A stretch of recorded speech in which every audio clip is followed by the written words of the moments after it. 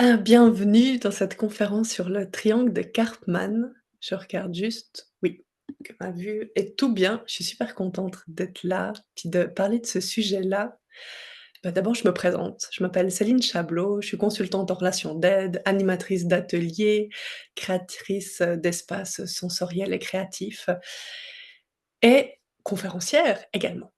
Et puis, j'avais tellement envie de parler de ce sujet-là. Pourquoi?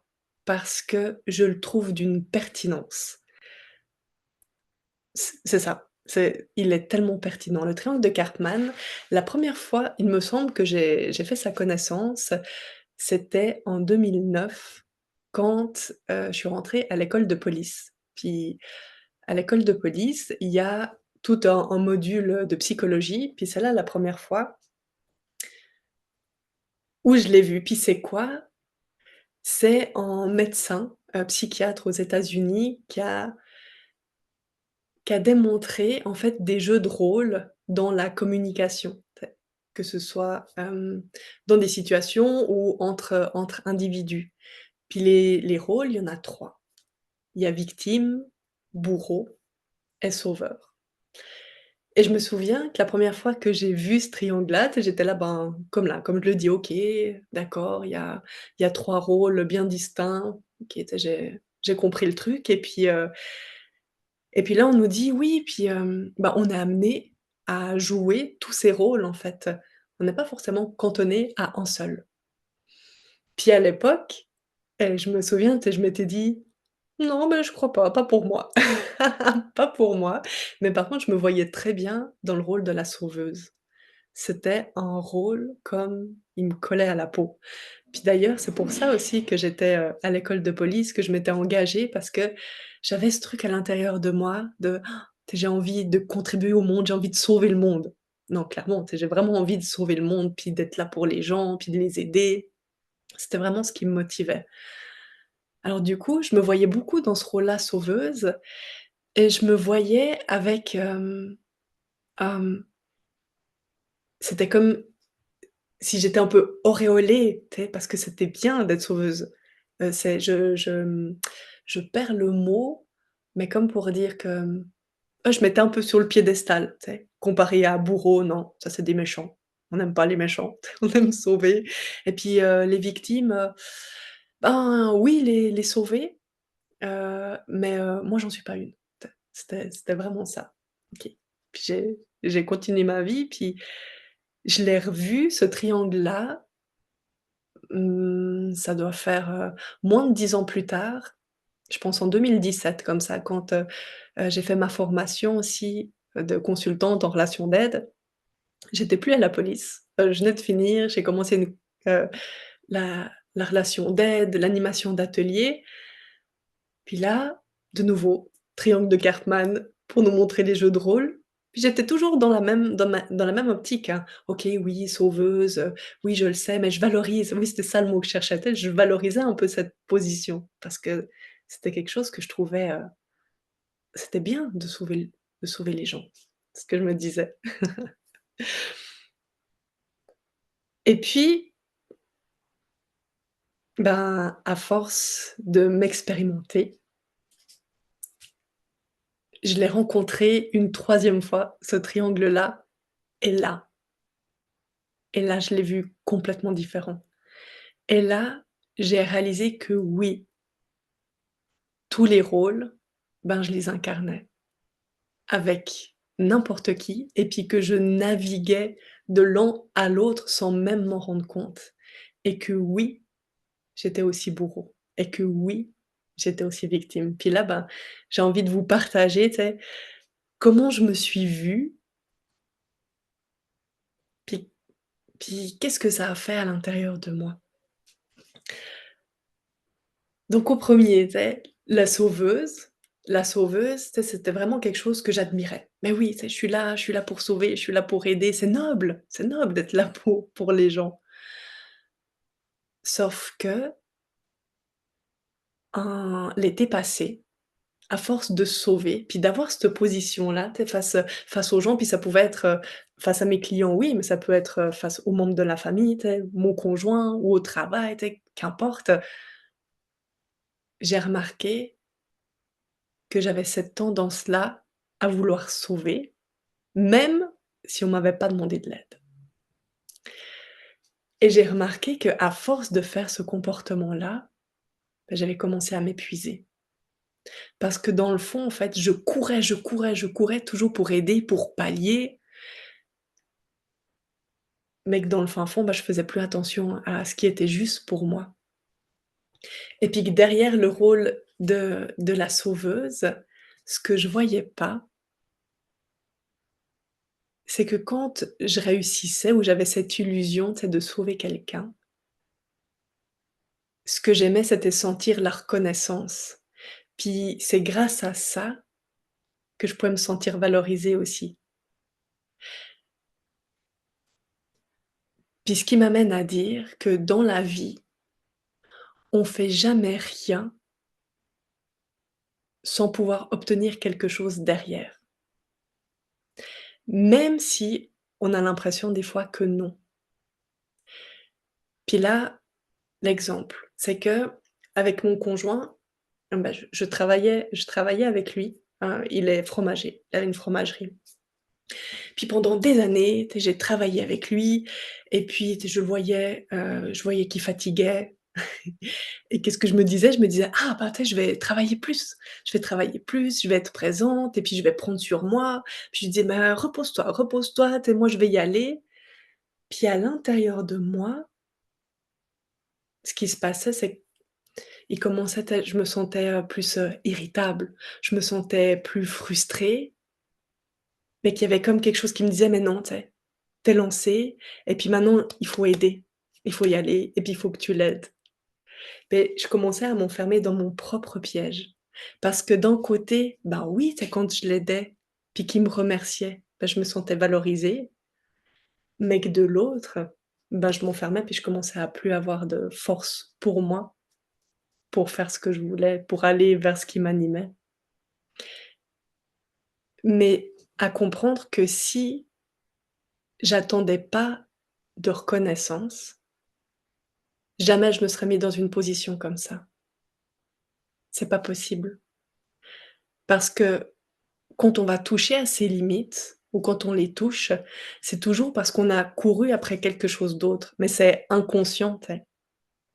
On se rend pas compte que c'est ces jeux-là qui sont à l'intérieur de nous, mais c'était tellement par rapport à la reconnaissance que je courais.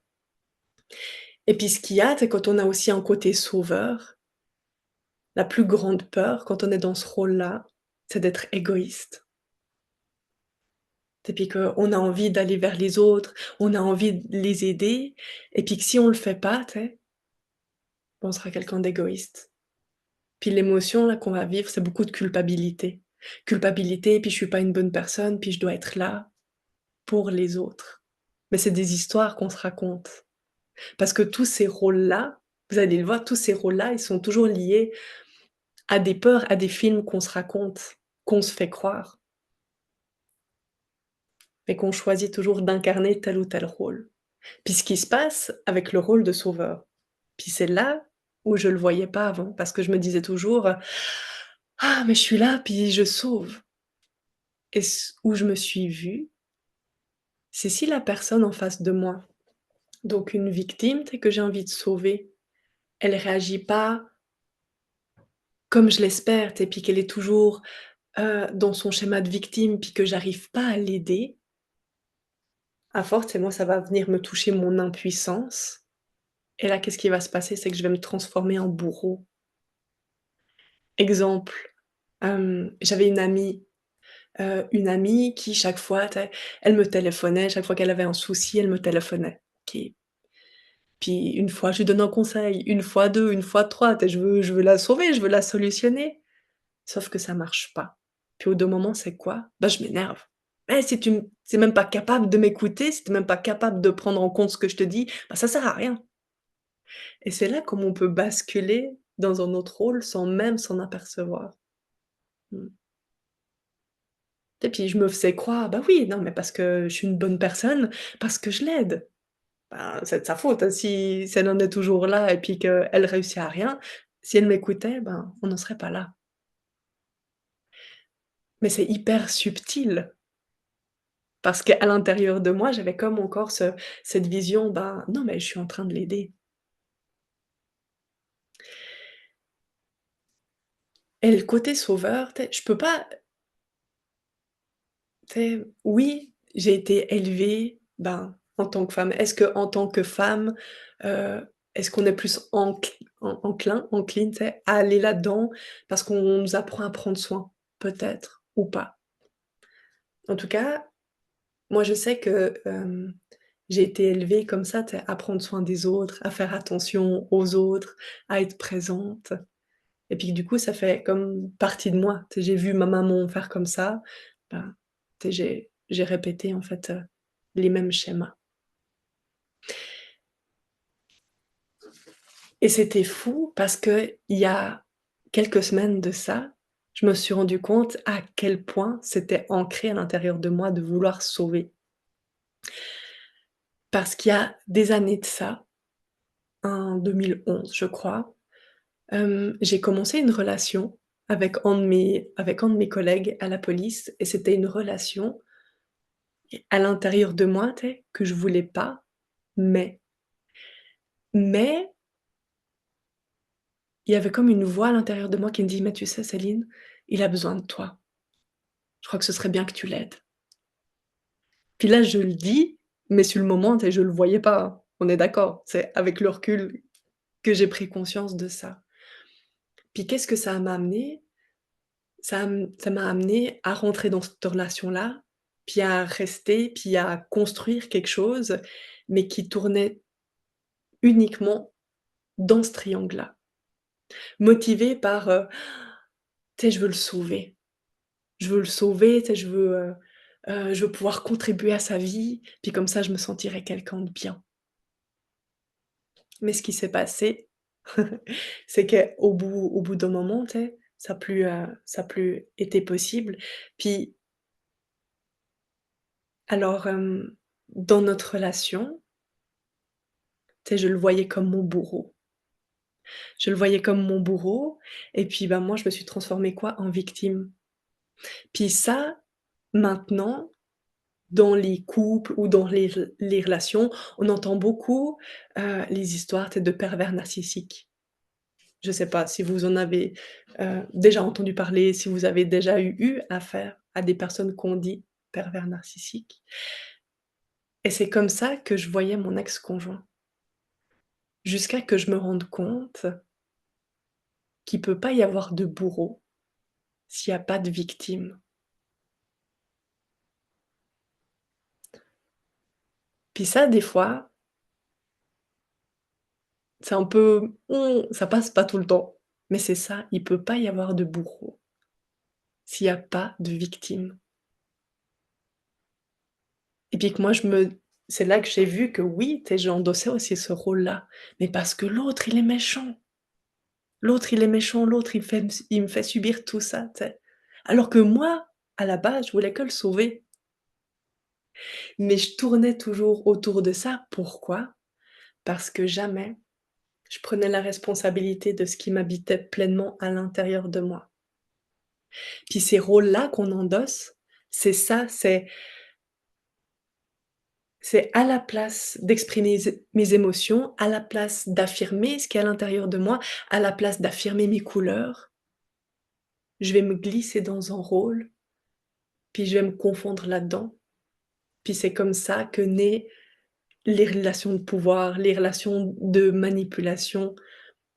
Puis toutes ces relations-là, on n'est plus en contact de notre propre pouvoir créateur, de notre propre pouvoir sur la vie, parce qu'on joue des rôles, parce qu'on n'ose pas s'affirmer. Je leur dis: «Si jamais vous avez des remarques ou des questions ou quoi que ce soit, hésitez pas à mettre, dans les commentaires, je prends le temps». Romain, tu dis: «Donc on prend automatiquement les 3 rôles». Mon ex pouvait aussi être catégorisé comme une perverse narcissique, mais pour l'instant, je me voyais comme sauvée, mais pas que j'avais aussi le rôle de victime. Mmh, ouais, tellement. intéressant et oui, on prend automatiquement les 3 rôles. Tu c'est une danse, c'est une danse mais inconsciente. Puis c'est ça qui est fou avec les rôles qu'on a dans la vie, c'est que tant qu'on se voit pas, tant qu'on n'a pas mis de conscience dessus, on va aller dedans, droit dedans. Puis c'est pour ça qu'après on a ce sentiment, c'est que on subit la vie ou qu'on se sent coincé et moi je me sentais tellement coincée, je me sentais vite, irritée, frustrée, il y avait ce malaise comme ça, tu sais, à l'intérieur de moi, mais vraiment ouais, je pense que s'il y en avait un qui primait d'émotion, c'était vraiment de me sentir coincée là, puis que je savais plus quoi faire. Mais non, parce que entre guillemets «la seule chose à faire», c'était d'être honnête avec moi et puis d'oser affirmer ce que j'avais à l'intérieur de moi. Mais ça nous fait tellement peur qu'à la place on joue des rôles. Mais c'est un choix, même si c'est inconscient, ça reste un choix. Mais d'en prendre conscience maintenant, tu sais, ça ouvre le champ des possibles. Ça veut dire que, OK, si inconsciemment, tu sais, j'ai choisi, d'être victime, d'être bourreau, d'être sauveuse, ça veut dire que je peux faire le choix conscient de reprendre ma responsabilité. Puis reprendre ma responsabilité, c'est quoi? C'est d'oser aller voir à l'intérieur de moi ce qui est, puis mettre des mots. Puis oui, prendre peut-être le risque de déplaire, prendre le risque d'être rejeté, mais que quand on joue ces rôles-là, la première personne à qui on déplaît, c'est soi-même. La première personne qu'on rejette, c'est soi, parce qu'on n'est pas en contact avec sa vérité. Donc c'est une illusion.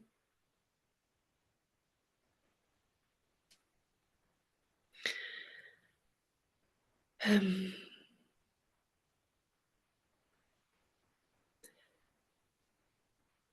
et puis chacun de ces rôles-là a des peurs propres au rôle. Ben, je le disais tout à l'heure, quand on est dans le rôle du sauveur, tu sais, c'est qu'on a peur beaucoup d'être égoïste, de pas être une bonne personne. Tu sais, on est là pour aider et puis que le sentiment qui va prédominer, c'est beaucoup la culpabilité ou la honte de pas être assez. Pour le bourreau, hem, quand je me suis vue passer du côté du bourreau, là, j'ai remarqué en fait, quand je voulais aider et puis que ça prenait pas, c'était mon sentiment d'impuissance. Tu sais, je me sentais impuissante à aider. Alors du coup, tu sais, il faut y aller avec la force. C'est ça qui se passe, tu sais. Il faut y aller avec la force parce que le sentiment de perte de pouvoir ou d'impuissance, tu sais, il est incontrôlable. Alors on veut reprendre, puis on encore là, c'est une illusion, mais on croit que pour reprendre le pouvoir, il faut mettre de la force ou manipuler. Parce que quand on est bourreau, on peut le faire, tu sais, avec de la force ou on peut le faire aussi de façon plus, tu sais, comme plus ronde, plus manipulatrice, tu sais? Ben, dans le cadre, d'un couple, ben, là, tu sais, ça peut être: «Mais tu sais, avec tout ce que j'ai fait pour toi, tu pourrais quand même faire ci ou faire ça ou te rendre compte de ça». Tu sais, ça peut être subtil, tu sais, dans l'énergie, mais c'est tout, comme reprise de pouvoir. Puis le sentiment beaucoup qui habite, le bourreau, bah, c'est la colère, puis la frustration. C'est ça qui est puis c'est ça. Des fois, en plus, avec cette émotion-là, tu sais, si on se voit pas, si on se voit jamais dans le bourreau, te dire: «Non, non, tu sais, je vis pas de colère». OK, mais est-ce que tu vis un peu d'agacement? Est-ce que c'est possible que tu vis un peu de frustration? Tu sais? Un peu de: ça bloque à l'intérieur, puis te dire: «Ben, ça, c'est juste des dérivés de la colère». Mais c'est ça l'émotion. C'est juste qu'on a mis des couches dessus pour pas trop y toucher. Et puis le bourreau, j'ai mis des années à me voir là-dedans, parce que pour moi, c'était comme le stéréotype du méchant, parce qu'on est forcément méchant, c'est quand on est bourreau et que je me suis rendu compte qu'on n'est pas méchant, on est souffrant. Puis c'est les souffrances qui nous font aller dans tel ou tel rôle, mais qu'il y a pas un plus valorisé qu'un autre, tu sais?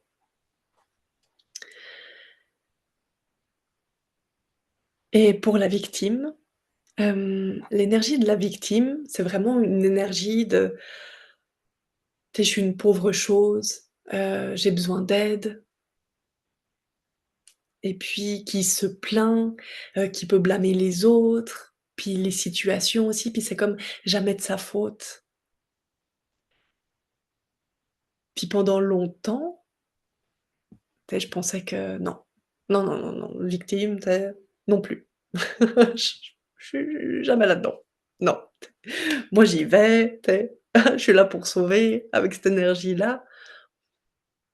Ben, jusqu'à que je me rende compte que oui, quand j'ai voulu arrêter de sauver mon ex-conjoint et puis que ça a commencé à sentir le roussi là, hop, et ben, je suis tombée dans le rôle de la victime aussi. Ou, ce qui est fou, c'est que j'ai remarqué aussi le rôle de la victime, je peux très bien aussi l'endosser, via le biais de la maladie, tu sais? En blocage de dos, le dos qui se bloque et puis du coup, ah, tu sais, ben, je j'arrive plus à faire ce que je devrais faire. C'est parce que j'ai une douleur quelque part et puis que ça me met dans ce rôle-là de la victime, comme ça, j'ai une bonne excuse pour ne pas faire. De nouveau, à la place d'oser m'affirmer, d'oser mettre mes limites, tu sais, je vais comme avoir des excuses pour ne pas. Puis la victime, dans l'énergie ou dans les peurs, c'est vraiment une peur de pas se sentir capable, ou peur d'être seule, peur d'être abandonnée, puis elle a toujours besoin, c'est de soutien. Puis c'est pour ça qu'elle est dans ce rôle-là, parce en se montrant comme inférieure, bah, elle sait que, beh, il y aura un sauveur qui va venir la sauver ou qu'il y a un bourreau, tu sais, qui va venir lui donner un coup de pied aux fesses ou tu sais, j'en sais rien. Mais tout ça, ça reste toujours, inconscient. Et qu'est-ce que tu me dis, Mathilde? Est-ce que ça veut dire qu'à chaque fois que l'on vit de la colère, on va adopter le rôle du bourreau? Mmh. Hem,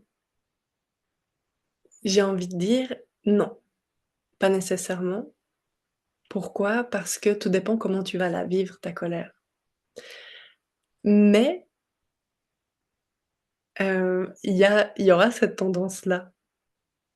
Tu sais pourquoi? Parce que, hem, si tu vis de la colère, donc tu sais que tu en as conscience ou même si tu en as pas conscience, soit tu peux être victimisé. Tu sais, remettre la faute sur l'autre parce que la situation ou la personne, tu sais, ça a pas été correct, puis là, tu peux te victimiser. Mais regarde là où c'est subtil, c'est en te victimisant, ben, tu sais, tu vas être comme un bourreau pour l'autre parce que tu vas critiquer l'autre, tu sais? Dans la manipulation ou, ce qui peut se passer aussi avec la colère, tu sais, c'est l'art de bouder. Tu connais, tu sais? C'est des les colères silencieuses, c'est qu'on dit: «Non, non, je suis pas en colère». Mais ça, clairement, tu sais, on punit l'autre. Donc oui, ouais, totalement. Mmh mh. Parce que mais oui, puis c'est pour ça aussi des fois c'est subtil de se voir, puis c'est pour ça que moi pendant longtemps, tu sais, je me voyais pas aussi dans le rôle de bourreau, parce que je disais rien. Ah non, tu sais, je disais rien, tu sais, je gardais ma colère, mais la colère, tu sais, il y a pas besoin de la verbaliser pour la faire passer. Tu vois? Et oui, et oui, clairement. Donc c'est ça, puis tant qu'on est dans le triangle, on n'est pas dans sa pleine puissance. Mais c'est ça qui fait peur, c'est de se dire: «Mais si je sors de ces rôles-là, de quoi j'ai peur?» tu sais? Si je commence à affirmer ce qui se passe à l'intérieur de moi, si je commence à mettre mes limites, si je commence à dire que je suis pas d'accord, si je commence à prendre position, à juste montrer mes couleurs, tu sais? Qu'est-ce qui va pouvoir se passer pour moi? Mais c'est là où c'est le jeu. C'est là où, où est le pouvoir créateur. C'est là où la vie, elle veut nous emmener. Mais qu'on lutte énormément, puis qu'on élabore tellement de stratégies pour pas aller toucher à notre vérité. Pourquoi? Parce qu'on a peur. Et si jamais je fais une conférence sur les peurs, il y a quelques semaines, vous pouvez, la retrouver, soit sur, mon Instagram, soit sur, mon site internet, allez la voir, mais c'est ça, tu sais. On se protège de nos peurs, mais en nous protégeant de nos peurs, on devient notre pire ennemi, parce que c'est une illusion de protection. C'est que des rôles qu'on se met à jouer pour cacher notre vérité, mais quand dans le fin fond, on s'enferme tout seul. Puis on s'enferme tout seul et puis on remet la faute sur l'autre. On remet la faute sur l'autre, puis moi j'étais la première avec mon ex-conjoint à mettre la faute sur lui. «Et toutes ces années où je suis restée, puis que c'est comme ça, puis» eh non Céline, est-ce que est-ce que tu peux être capable de voir ta vérité, puis assumer ta responsabilité de tes choix? Puis c'est ça que ça vient nous chercher tout le temps, tout le temps, tout le temps. Et puis, quand on voit pas sa propre puissance, et ben, on peut pas voir au non plus celle de l'autre. Puis ça m'a fait tellement du bien de l'entendre par rapport au rôle de sauveur aussi, me dire: «Céline, tu peux sauver personne. On ne peut sauver personne. La seule personne qu'on peut faire évoluer, grandir, c'est soi. Tout le reste là, tout le monde, tous les autres, c'est une illusion. Même nos enfants, j'ai envie de dire surtout nos enfants, tu sais? C'est pas possible, c'est une illusion. On ne peut sauver personne.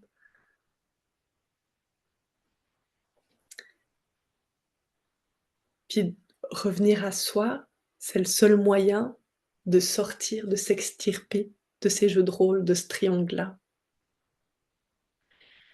Puis c'est magique parce que ça a un effet que plus on se sort du triangle, plus la vie, elle s'ouvre, plus on retouche à ce pouvoir créateur, puis plus les relations, elles peuvent être harmonieuses, puis sincères.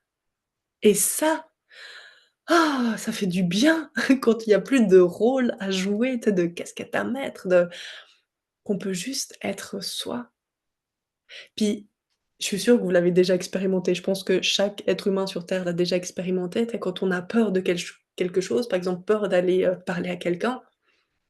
On se fait 1000 scénarios dans la tête, on extrapole tellement de choses, puis le jour où on a le courage, tu sais, on parle et franchement, à à 98 du temps, ça passe. Tellement pas comme on avait imaginé, ça passe. Ça passe tellement bien. Puis là, on se dit: «Mais pourquoi j'ai attendu tout ce temps? Pourquoi?» Mais c'est comme ça aussi avec ces rôles-là, c'est de se sortir, puis d'oser mettre des mots pour revenir à soi.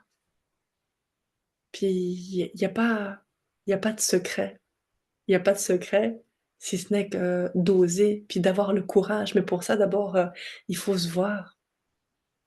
Donc là, avec, ce que je vous ai parlé, est-ce que déjà, est-ce que vous vous voyez dans ce triangle-là?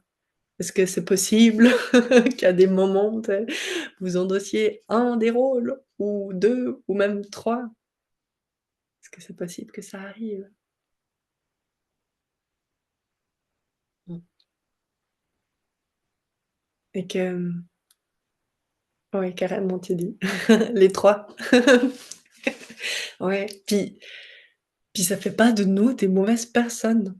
Ça fait nous des êtres humains. Bienvenue sur la planète Terre. J'aime beaucoup dire: «Tu es bienvenue dans le club des humains». Tu sais, on aimerait être tout parfait, tout bien, faire tout juste.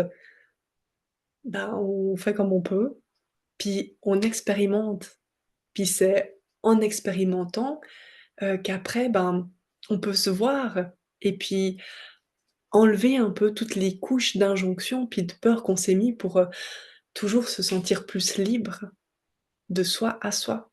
C'est qu'une histoire toujours de soi à soi. Et Romain, tu dis: «Oui, moi j'étais à fond dans le sauveur», ça m'a beaucoup parlé de ton vécu. Ouais, ouais, clairement. Et dans ouais, dans les relations mais je te dis, moi j'ai mis tellement de temps à me voir. Puis je vais vous dire ce qui m'a beaucoup aidé à me voir dans le rôle de bourreau. Parce que vraiment, tu sais, j'étais comme: «Non, les méchants, j'aime pas ça». Vraiment bourreau, méchant, tu sais, ça se fait pas. Puis, hem, une notion que j'ai apprise avec, «Écoute ton corps», puis qui a tellement de sens pour l'avoir expérimenté tellement de fois, c'est qu'on ne peut pas voir chez quelqu'un d'autre quelque chose qu'on n'a pas en soi. Puis dans ma relation précédente, tu sais, moi je le critiquais beaucoup, dans le sens qu'il était manipulateur. C'était ça, tu sais, que je me disais. Puis je me disais toujours: «Mais Céline, si tu vois qu'il est manipulateur, ça veut dire que tu l'es aussi. Tu sais, si tu le vois méchant comme ça veut dire que tu l'es aussi». Puis je luttais un peu contre, j'étais là: «Non, non, je vois pas, pas du tout, tu sais, moi je suis la gentille là-dedans, je suis celle qui veut aider». Et un jour souvent les prises de conscience, en tout cas pour moi ça se fait comme ça, tu sais, elles montent, elles te prennent là et je me suis vue et je me suis dit: «Céline, là où tu étais manipulatrice, c'est que tu étais toujours à ses côtés, tu voulais toujours le sauver, mais tu l'aimais pas, mais tu le faisais croire que tu l'aimais». Parce qu'en finalité, moi, je me suis mariée avec lui et si ça, c'est pas une preuve d'amour, que je ne pensais pas. Et là, je me suis dit: «Ben, ça s'appelle comment? La manipulation». Oh, mais ça m'a pas fait plaisir du tout de me voir comme ça parce que je me voyais tellement pas méchante, mais non.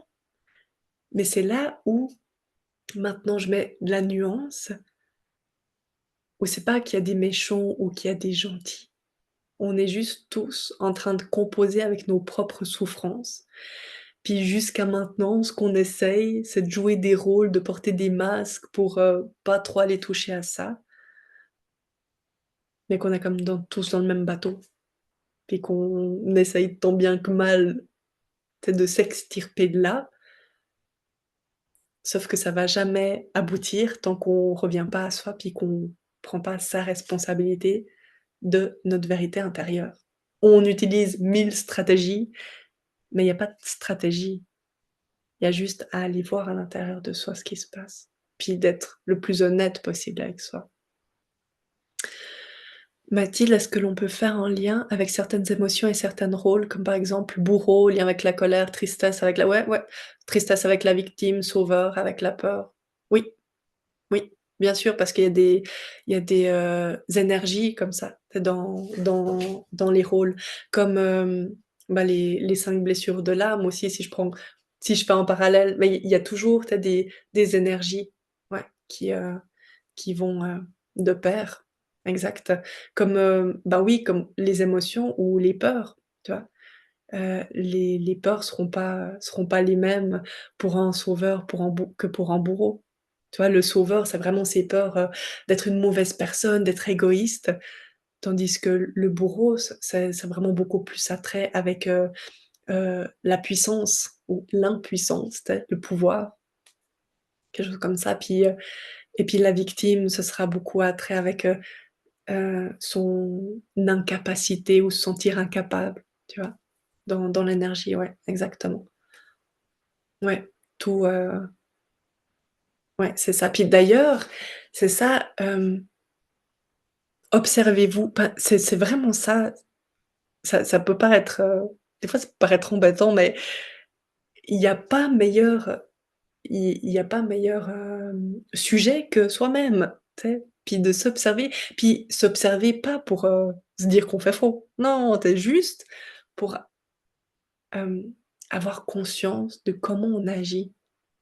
En se disant: «C'est OK, on est en train de faire de notre mieux là, c'est juste, j'ai besoin de me voir». Parce que si on se voit pas, ben, on sera toujours dans: «Je subis ma vie», puis on sera toujours en pilote automatique. Pourquoi? Parce qu'on sera toujours en réaction. On va toujours aller avec nos peurs, on va toujours aller avec nos croyances.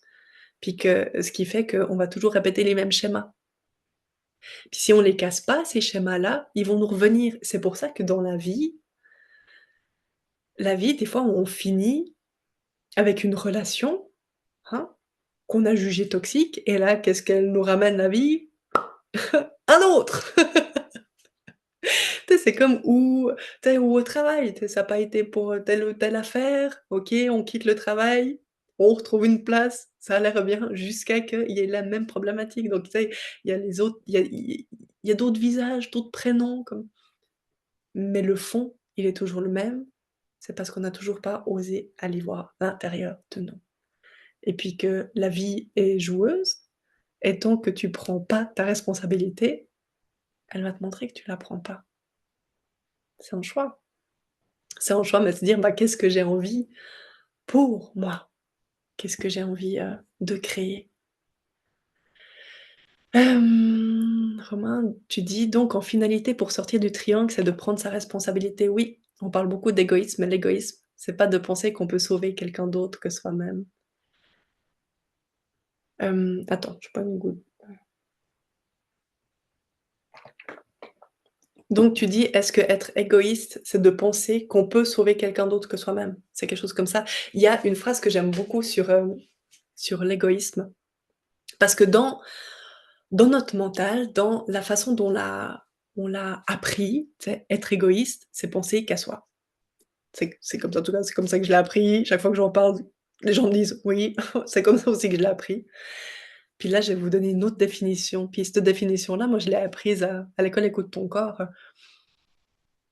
C'est être égoïste, c'est demander à l'autre de répondre à mes besoins. Là, je peux leur dire une fois. Au début, des fois, ça fait bugger un peu, mais être égoïste, c'est de demander à l'autre de répondre à mes besoins. Exemple, j'ai besoin de me sentir importante pour sentir ma valeur et du coup, je vais venir te sauver pour me sentir importante, puis sentir ma valeur. Mais on part sur l'extérieur pour venir combler l'intérieur. Puis ça, c'est être égoïste. C'était peut-être pas le meilleur exemple, mais ça peut être un exemple de tous les jours. C'est, ben, tiens, un exemple que j'aimais bien, donner, c'est que moi j'adore, surtout en cette période-là où il fait jour plus tard, aller me balader, après le, là je réfléchis parce qu'en Suisse on dit après le souper, mais en France ça n'existe pas le souper, après le dîner. Donc et puis je demandais toujours à mon conjoint: «Ah mais est-ce que tu viendrais te balader avec moi?» Puis il me disait: «Non». Alors j'essayais un petit peu de oui, un petit peu de victime: «Mais tu sais quand même, ça pourrait faire du bien pour notre couple, hein?» Comme ça, ou un petit peu de manipulation: «Oui, mais tu sais, si tu viens te balader avec moi, peut-être qu'après, on pourrait faire quelque chose». Tu sais? Ça s'appelle la manipulation aussi. Mais il me disait toujours non. Puis qu'après, ben, tu sais, je rouspétais, puis là, j'appelais une copine, puis j'allais me promener toute seule. «Ouais, tu sais pas quoi, il veut même pas se promener avec moi». Puis je le critiquais, je rentrais puis je boudais, tu sais? Mais c'est parce que j'attends de lui qu'il réponde à mon propre besoin. Mmh. Quand les attentes, elles sont sur l'extérieur, parce que je me disais: «Ben, s'il m'aime, ben, il viendrait, hein, parce que, s'il m'aime, ben, il montre que j'ai de la valeur, puis, heu, il me reconnaît dans qui je suis», tu sais? Donc, ouais, sortir puis voilà, oui et ça veut pas dire puis là, je suis pas en train de dire qu'il faut pas vivre les émotions, pas du tout. mais c'est prendre la responsabilité de ses émotions. Puis ça veut dire quoi ça? Ça veut dire que s'il me dit non, puis qu'il a le droit de me dire non, il a le droit de pas avoir envie de venir marcher, tu sais, c'est correct. Ça vient juste réveiller chez moi que j'ai cette croyance encore, que s'il me dit non, c'est qu'il m'aime pas assez, puis que du coup, il y a comme une souffrance qui s'active à l'intérieur de moi et puis que pour ne pas aller toucher cette souffrance-là, pour pas aller la revivre, bah, je vais mettre en masque, puis je vais jouer un rôle, c'est tout. Alors que si je m'arrête avec moi, puis que je viens sentir cette souffrance-là, parce que non, ça me fait pas plaisir, puis que, bah, en fait, je me sens seule. Puis c'est ça qui vient me toucher, mais que je laisse cette partie de moi, tu sais, qui se sent seule venir, puis que, tu sais, je peux l'accueillir moi, puis en prendre ma responsabilité, puis qu'après, tu sais, je peux aller lui partager ça. Tu ben, c'est juste ton refus. En fait, j'ai remarqué que ça réveille en moi cette peur de la solitude, puis d'être seule. Donc merci de me permettre de voir que là, il y a encore ces parties-là qui habitent à l'intérieur de moi, mais que c'est pas à toi de me réparer. C'est à moi de venir en prendre soin. Donc là, c'est ça, exprimer ses émotions, exprimer ses couleurs, montrer qui on est, oser sa vulnérabilité. Mais on l'a pas appris comme ça. On a appris à correspondre aux attentes des autres ou même aux attentes qu'on pense qu'ils ont. C'est ça. Puis on est tout dans notre mental, on est tout, dans l'analyse pour bien faire, comment je peux bien faire, mais pas de comment je peux juste m'accompagner moi, dans ce que je suis en train de vivre. C'est ça. Donc ouais, prendre sa responsabilité, c'est oser mettre des mots sur ce qui nous habite, surtout si c'est souffrant, surtout si c'est vulnérable. Parce que c'est par ce biais-là aussi, bah, qu'on commence à se reconnaître soi, et puis qu'on vient toucher à sa propre valeur. Parce que c'est une illusion de croire que l'autre peut répondre à nos besoins. D'ailleurs, je sais, peut-être vous l'avez déjà, expérimenté, mais parfois, tu sais, on attend de l'autre, qu'il nous complimente, qu'il nous valorise, mais quand il le fait, tu sais, c'est ça qui est hyper intéressant. Quand il le fait, c'est comme on a la petite seconde, tu sais, où on se sent bien, mais que dans le fin fond, après, ça part comme ça. Parce qu'on n'est pas sûr de la véracité, si vraiment oui, ou si le compliment, est-ce qu'il nous l'a vraiment fait, de cœur ou est-ce qu'il y a pas quelque chose derrière ou tu sais, on va minimiser ou j'en sais rien quoi, tu sais.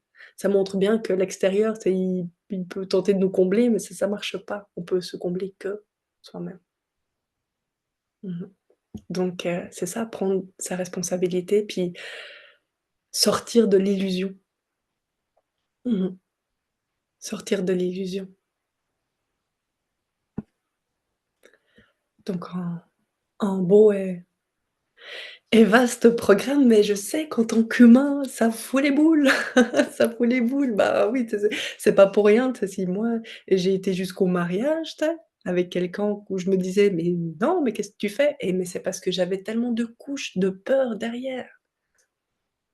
Puis j'en ai fait des choix, ben, tu sais, j'en ai fait encore des choix comme ça, ben, l'été passé aussi, j'ai eu un trop plein, tu sais, qui s'est caractérisé après par des crises d'angoisse.